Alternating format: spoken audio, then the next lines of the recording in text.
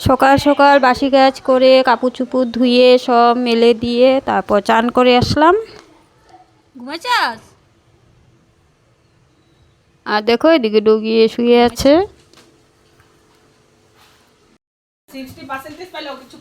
আজকে মিষ্টি রেজাল্ট দিবে, দেখাও রেজাল্ট দিবে। মিষ্টি রেজাল্ট আনতে যাবে এখন, বলো। হ্যালো বন্ধুরা, গুড মর্নিং। আজকে মিষ্টি রেজাল্ট দিবে, এখন যাচ্ছে ও। এখন সকাল বাজে 10টা। আজকে কী বার? আজকে শনিবার। আজকে মিষ্টি রেজাল্ট দিবে আর গুড্ডুটা দিবে সোমবার।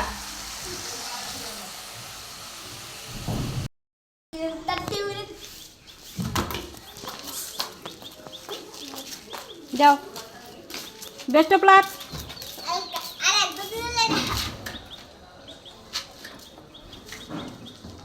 ফোন করবা? না না, ওখানে গিয়া ফোন করলাম।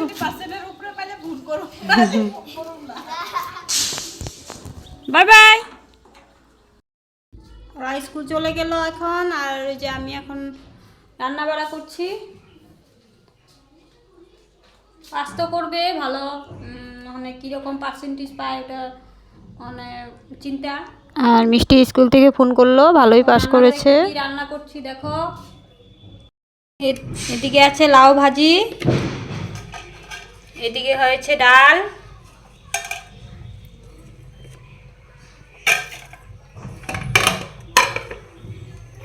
এদিকে আমার জন্য অল্প ডাল সিদ্ধ রাখলাম, ডাল সিদ্ধ খাবো। আর ডিম হবে, ডিম কালিয়া হবে, ডিম সিদ্ধ করলাম। আর এই যেখানে আছে বোয়াল মাছ।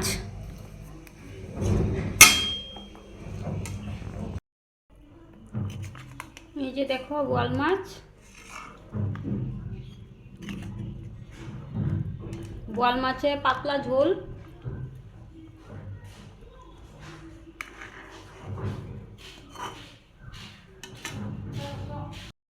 বোয়াল মাছে ভাপা শস্য দিয়ে 3 পিস ভাপা করলাম, আর পাতলা ঝোল করলাম আলু দিয়ে 3 পিস।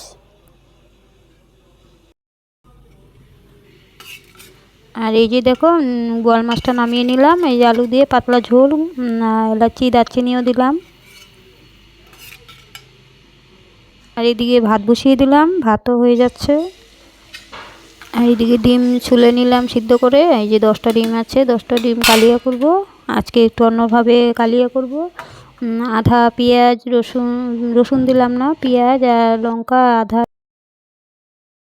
আধা পেঁয়াজ পেস্ট করে নিলাম, আর আধাটা পেঁয়াজ কুচি করে নিলাম। তারপর দেখো একদম আজকে ডিমের কালিয়াটা সেই লাগলো খেতে।